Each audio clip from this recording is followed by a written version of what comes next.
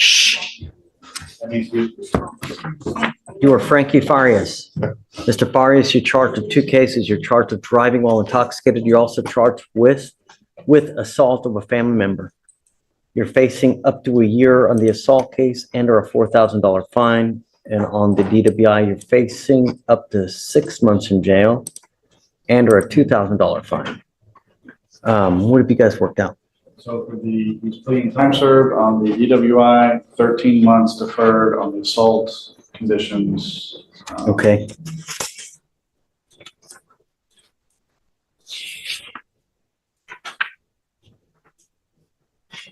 This is how you understand this agreement. I'm sorry. You have 2 agreements on both of your cases. On the DWI, they've offered you 3 days in jail, credit for the 5 days that you've done. But you need to understand that that charge will go on your record. It's going to be there for the rest of your life. From now on, you are facing a minimum of 30 days in jail. So this time served, it's a minimum of 30 days in jail. Anytime you get pulled over, an officer's going to look at your record, they're going to see this. What do you think they're going to do if you smell like alcohol or dope? Right. I would never, even if you've had a sip of alcohol, I would not get into a car because it is a humongous risk.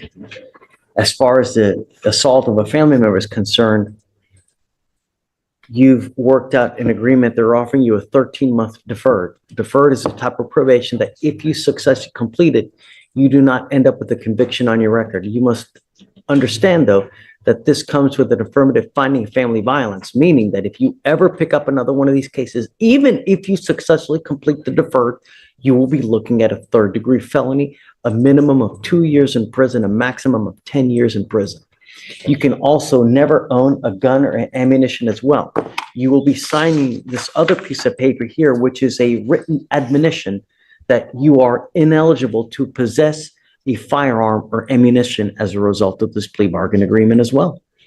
What you need to understand, it's firearm is a very loose term. So you need to understand, if you don't understand what a firearm is or what a weapon is, you need to talk to a lawyer because that's one of the conditions. Do you understand? When you pick up criminal cases, there are a lot of collateral consequences, as you now see. It can impact you in ways that you never, ever see. That's why you need to strive to never pick up any kind of cases. And when you pick up multiple successive cases, it kills you. And now you're ending up with these things, with both of these. Anytime you come into a contact with an officer and they look at your record, you think that you'll get the benefit of the doubt. Be careful. Just, that's all I'm going to tell you is be careful. Now, part of the agreement on the deferred, you need to also understand you give up nearly every right known to man by entering this agreement.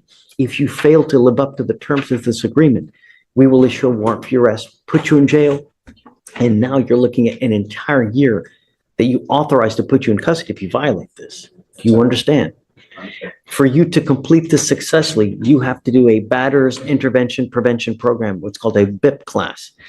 This is a 15-week, I'm sorry, is it it's 18, right? 18-week class that you have to go to 1 time a week for 8. You don't have to do this. We can set your cases for trial if you don't want to do this. Well, look, if you have that kind of attitude and you go into it. Attitude, Judge, is just, I mean, I understand, you know, I messed up. I messed up. It's no one's fault but mine. I understand that, you know, but y'all really treated me like I'm constantly getting in trouble for it. I'm not. I mean, I understand. I got a DUI and I ended up catching another. Criminal court. Did you think this was going to be rainbows and gumdrops? No, I didn't think that. I'm just, you know, it's just. And here's the thing, though, Mr. Farias, what you need to understand is if you think it was bad here, that's what you're saying to me now. If you think it's bad now, wait till you get out there in the free world with even more conviction on your record. Life will only get more difficult with the more convictions that you get. I hadn't been getting in trouble for the past year. I got that DUI in 2020. I have not been in trouble for it since then. So y'all treating me like if I'm constantly getting in trouble for it. And I'm not trying to be rude. I'm really not. How did we treat you that you're constantly in trouble? Tell me. This is a conversation. It's, no, but Nathan, I want him, how did we treat you in what way? I mean, I'm not Tell saying me. y'all treating me in any way. It's just like the way you talk to me. I have like I'm just a hardened criminal. All I did was I was young. I made a mistake. I was 20. I made a mistake. I was drinking. It was just a mistake. Please do not admit to committing the offenses. We actually haven't been found guilty yet. You mean how I'm talking to you right now? Yes, sir. I'm telling you what to expect. And I understand that, And I'm but telling you how it's going to affect you. and I understand that. And I'm telling you that you can't own a gun. That's fine. No problem. You can't own any ammunition. That is fine. No problem whatsoever. If you pick up another assault like this, you're looking at 2 to 10 in the penitentiary. See, but I didn't assault nobody, but I You're pleading understand. guilty to assaulting. But I understand. You're- I'm not going to take your agreement. If you're telling me you're not guilty, then we're not going to do it. That's how this works. You're pleading guilty and admitting that you committed a crime. Okay. If you stand up here and say you didn't commit a crime, No, then no, you're not pleading this guilty. isn't like, I don't, it's not a game. And I'm not going to let you Understand that. plead guilty if you're not guilty. If you're not guilty, then let's try it. I'm not taking your plea of guilty if you're not guilty. That's it. You know, At this point, I politely request that we reset this case, short distance, have the client's appearance be required. well, hold on a second. How old is the case? I mean, the case is from 20, it's 510 days old? No. We set the case for trial today. We'll do that. That's it. And I'm not here to play games. If you're either guilty or you're not guilty, but we don't plead people guilty when they're not guilty. That's not a game that we play here. And understand, the way I talk to you now is in hopes that you don't pick anything up in the future, I because promise you I haven't. do you know how many times I hear that? I'm pretty sure you hear it on an everyday basis. I'm Every- sure you do. Same. But I'm the one that I am one of those persons that means it when he says it. I'm gonna hit the pause button. You pick up a case in 2020, and now you pick up a case in 2023.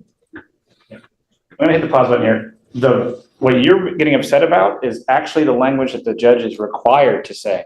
He's not admonishing you about anything special about your case. He doesn't care anything about you, but what you're pleading guilty No, to carries you're- with it these consequences. I understand. If you plead guilty to an assault family violence, there's an affirmative finding of family violence, as was explained to you. A second offense is automatically a third-degree felony. Third-degree felony punishment range is 2 to 10. If it's a strangulation, it's now 2 to 20 because it's a second-degree felony. This is automatic, has nothing to do with you, only has to do with what you're pleading guilty to.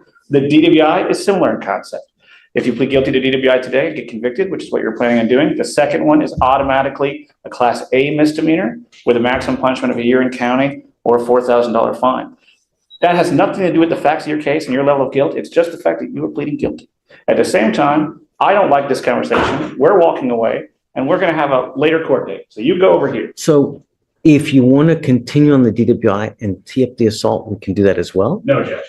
With him, we're not doing any pleas. At your request, we'll set the case for trial. I'd ask for 30 days. I'll have a conversation with Totally. him. And if he wants to do the plea, we can do the plea.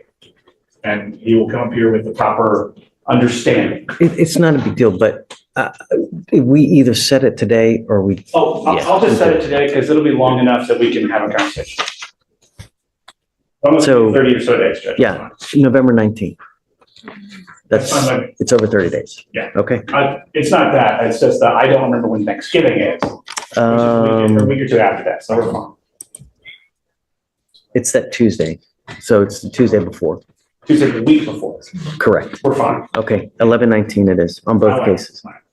Is Ramona in the back? Do I need to go talk to her? Yes, no. Well, I'll tell them, but don't let Oh, them leave. Nathan, you're fine. It's a good day. Thank you, Ramona. You're welcome. Who said my name?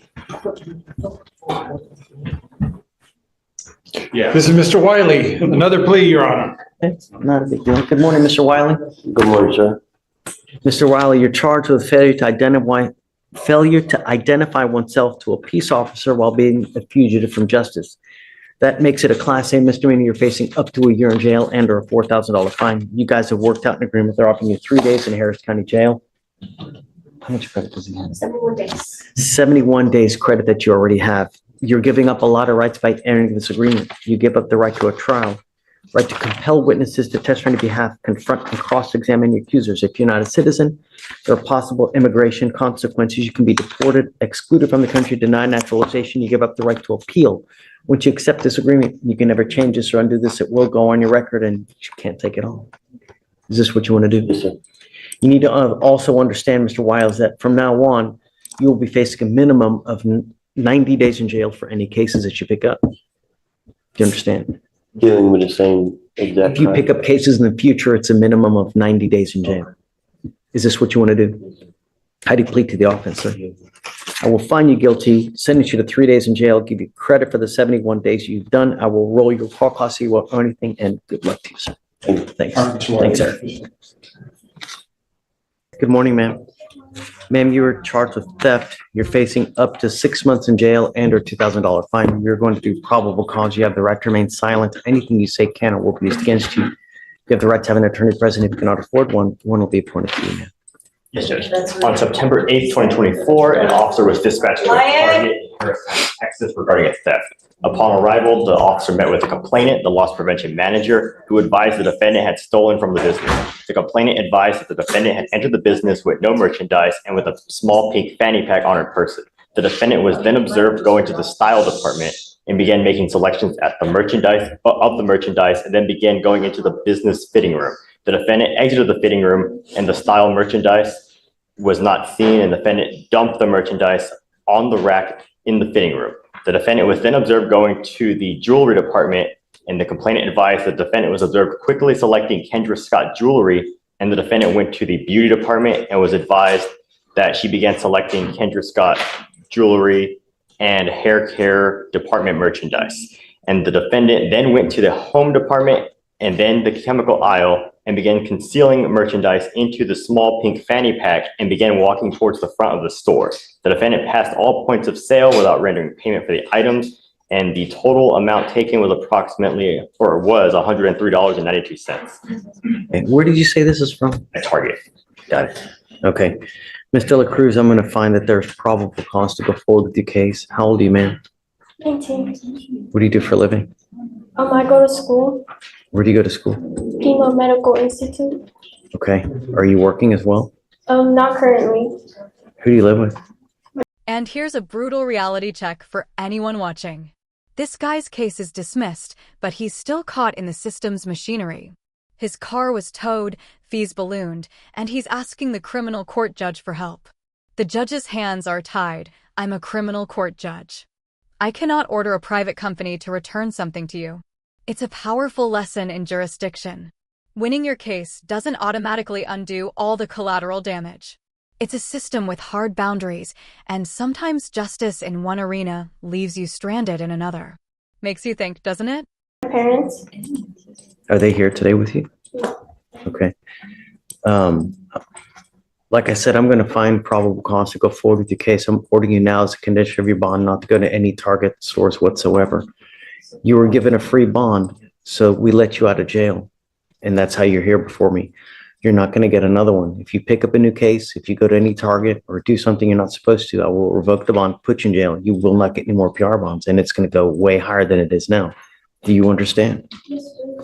Did you want to apply for a court-appointed lawyer, ma'am?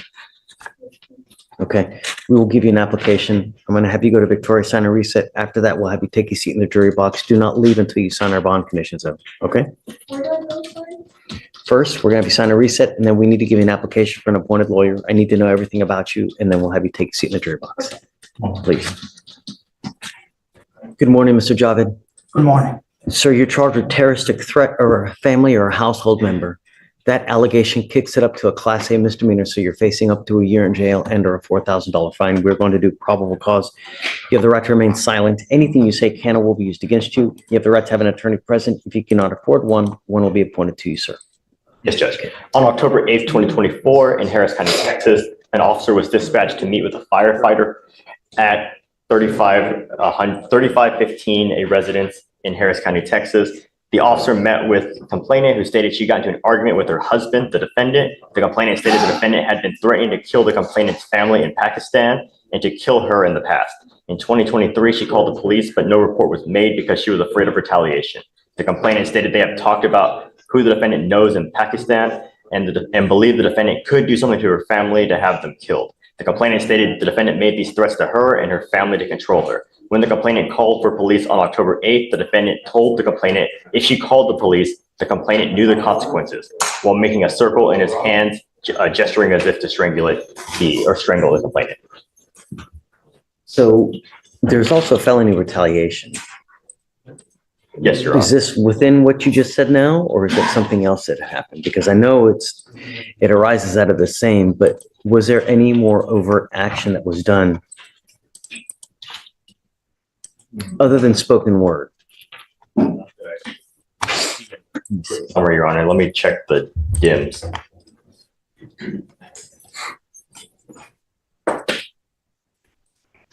Okay.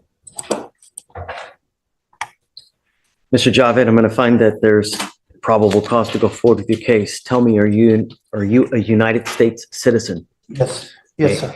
I'm ordering you as a condition of your bond not to have any contact with this complaining witness. Do you understand? Yes, sir. I'm entering in, or it looks like a protective order has already been issued on the 9th of this month. I would get to know it. If you do something to violate this protective order, the state can and will file additional charges as violation of protective order. And I'm telling you, that's one of the worst cases you can pick up. You violate conditions on a no contact order, I can hold you at zero bond, and I will do it in a second to protect every person of Harris County. Do you understand? Yes, sir. When I mean no contact, I mean no contact of any kind. Phone calls, text messages, social media, use of another person to relay any information. I'm also ordering you as a condition of your bond not to be in possession of weapons. Do you understand? Yes, sir. If you violate these conditions, I will revoke your bond. I'm going to put you in jail. You will not get any more PR bonds. And I'm telling you now, I'm going to make it high. So no contact of any kind. Your Honor, appears to be just the verbal threats. Okay. So can you file no contact and no weapons, please? Yes, Your Honor. For now, I'm going to have you sign a reset with Victoria. After that, we'll have you take a seat in the jury box while we get your bond conditions. We'll have you sign the bond conditions, and then we'll have you wait for your lawyer. Okay? Please. All right, page 12. Go ahead and sign this. Mr. Dakota, do you have an arraignment? No, sir. No? Okay. Cubone?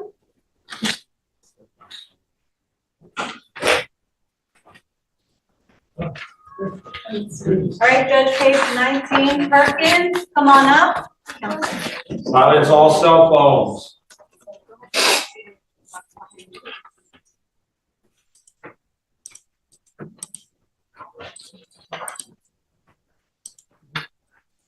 Good morning, Ms. Perkins.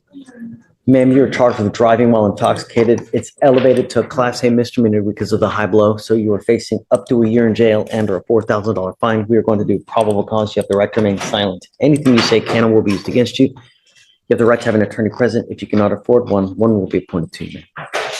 On October 9th, 2024, officers were dispatched to 5299 West Park Drive in Harris County, Texas, regarding a major crash. The will witness stated he saw the defendant get out of the driver's seat of her motor vehicle, and Houston Fire Department advised the defendant admitted to drinking. The officers observed the defendant with slurred speech and glassy eyes. Standard field sobriety tests were conducted. HGN was 6 out of 6, walk and turn was 3 out of 8, and one leg stand was 2 out of 4. The DIC was read and the defendant consented to breath. The results were 0.153 and 0.157. Tell me about the driving facts again, please. There was a major crash, Your Honor. Okay, so she's at a crash. She's at a crash, and then the real witness who was involved in the crash saw the defendant get out of the driver's side. Got it. Okay. Ms. Perkins, I'm going to find that there's probable cause to go forward with the case. Do you have a valid Texas driver license, ma'am?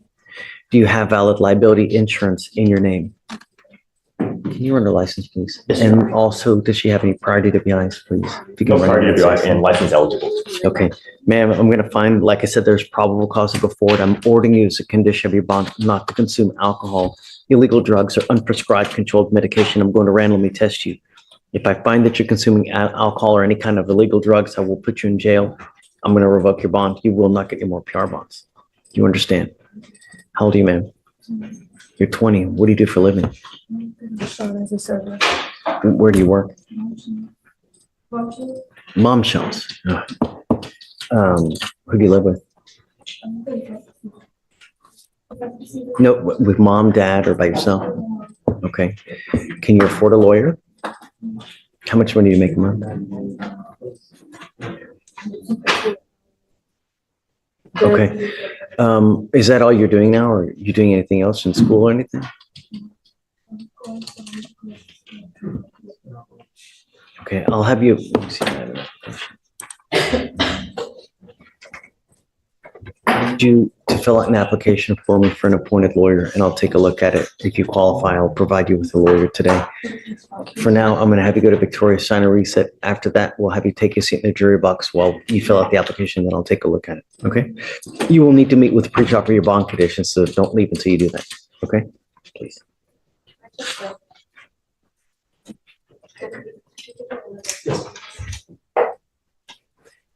You have an arraignment. Are you ready? I do. We have to do it right. Yeah. Whenever you're ready. Yes, we have another arrangement. You want to do Corey's first or? Is that arrangement? Yeah. Oh, who was it?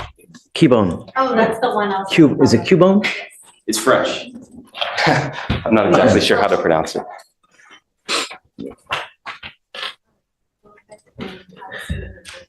How do we pronounce your name, ma'am? Cubone. Ma'am, you're charged with theft. You're facing up to 6 months in jail and or a $2,000 fine. We are going to do probable cause. You have the right to remain silent. Anything you say can and will be used against you. Okay? Yes, Judge. On September 18, 2024, the officer was dispatched to a Walmart in reference to a theft in Harris County, Texas. The officer made contact with the loss prevention manager, who stated he followed the defendant in pink nurse scrubs within the business as she was pushing a shopping cart and concealing in a black backpack several items she took from the shelves of the business. The defendant observed the defendant pay for the items in the cart at the self-checkout, pass all points of sale, and exit without paying for the items she had loaded in the backpack. The complainant stopped the defendant outside the exit doors and confronted her about the concealed items. The defendant initially denied everything, but ultimately gave her the backpack, to which the defendant found unpaid items with a value of $118.53. Another unpaid item of a value of $1.38 was found wrapped in a Walmart plastic bag in the shopping cart. The total amount taken was $119.91. Okay. All right, ma'am, I'm going to find that there's probable cause to go forward with your case. Tell me, are you a United States citizen? You are? Okay, I am ordering you as a condition of your bond not to go back to any Walmart. If we find that you go back to Walmart, I will revoke your bond, put you in jail. You will not get any more PR bonds. Do you understand? Okay. You have a lawyer. Because you have a lawyer, I will waive your appearance. So you don't have to come to court until he tells you that your presence is needed. But you must stay in contact with Corey. If he tells me he can't get a hold of you because you're ducking and dodging phone calls, that's it. We will revoke your bond, okay? Any questions? Yeah, I know. I have to apprise you. Understand, yeah. Do you have any questions? Okay, we're gonna have you sign a reset. After that, we'll have you take a seat in the jury box. We get your bond condition. We'll have you sign it, and then you're free to go. Okay? Thank you, Okay, Judge. guys. Thanks, Corey. Judge. Where's the slip? And it is no, it says 3 days Harris County Jail. I spoke with the state. It is the time, sir. All right, good morning, Mr. Reyes. Sir, you're charged with driving while intoxicated. It's elevated to a Class A misdemeanor. You're facing up to a year in jail and or a $4,000 fine. You guys have worked out an agreement where they're offering you 3 days in jail, credit for the 1 day that you've done. You need to understand, sir, that this charge will go on your record. It's going to be there for the rest of your life. It's even there after you die. And this is important because you ever get pulled over and an officer's going to see this. If they smell alcohol or dope, what do you think they're going to do? Right. What we're doing today, the proverbial slap on the wrist, now you'll be facing a minimum of 90 days in jail. So be careful because this time served, you understand. I mean, it's a minimum of 90 from now on. You give up a lot of rights by entering into this agreement. You give up the right to a trial, right to compel witnesses to testify on behalf, confront and cross-examine your accusers. If you're not a citizen, or possible immigration consequences, you can be deported, excluded from the country, denied naturalization. You give up the right to appeal. Once you plead guilty, you can never change this or undo this. It will go on your record. It will be there forever. Is this what you want to do? Sir. How do you plead to the offense, sir? Guilty or not guilty? I will find you guilty and I will sentence you to 3 days in jail. I'll give you credit for the 1 day that you've done. I have to suspend your license, so I will suspend it for 90 days. Do not drive until you get a license, and good luck to you, sir. Judge, I asked that his license, not be suspended. It's been suspended for over 220 days already. I have to suspend it, right? If you want credit for the ALR suspension, Yes, sir. why has it been suspended for so long? I am not very sure. He just, spoke. I'm filling in for Attorney Clay today, Eric Clay. So I just spoke to the client about the suspension. Part of my PR bond was not to drive, and you revoked my privilege to drive, so I've been. Well, there's a reason. Usually, if you don't have a license, you don't have insurance. Over a .15. No, I never take someone's, has to have been an aggravating factor as to why. I don't just willy-nilly take someone's ability to drive away, because I take it really seriously. You know, if you're driving in a manner like going over 100 or a prior DWI or with an open container or something like that. What happened in this case, Alex? So in this case, officers were dispatched to a crash in Harris County, Texas, and they arrived and observed the vehicle with front end damage that had hit an apartment complex entrance gate and wall You building. have a license. I had a license, valid license and valid, liability. See. Part of my bond was, just suspended my license, I couldn't drive. Oh, you know what it was? You had an ALR suspension. That's one. Your license was suspended. Have you paid any kind of reinstatement fees? Then your license is suspended now. Whenever you get a DWI, you have two cases against you. You have this case, you also have an administrative case versus DPS. And if you don't take care of the administrative case, DPS suspends your license, and it remains in suspension until you go and actively take care of it to have it reinstated. One of those things that you have to do is pay a reinstatement fee of around $125. So until you do that, it remains effectively suspended indefinitely until you take care of it. What we do is we bring you back in to apprise you of the fact that your license does become suspended, and that if you drive, you're in violation of these bond conditions. So I'm trying to help you, believe it or not. You know, I'm not. So do this. Go get your license reinstated. Go to DPS. Show me that you've got it reinstated. Then we can run so that I'll give you credit for the time that you've had your ALR suspension. I'd rather have you driving legally than, driving illegally, right? So go get it reinstated, because what we need are the dates of suspension for the ALR. If you have that, we can give it to them and give you the credit. Yes, sir. But don't just start driving now. Your license is still suspended. Alex, can you run it? You mind? Yes, Your Honor, it's not eligible, and the most recent we have is the ALR suspension. See? It's the administrative license revocation suspension that you get from DPS. You got to go call DPS, and they'll tell you what to do to get it reinstated. All right? Thank you, Judge. Okay, guys, Maybe excuse. Thank you. please. Sir.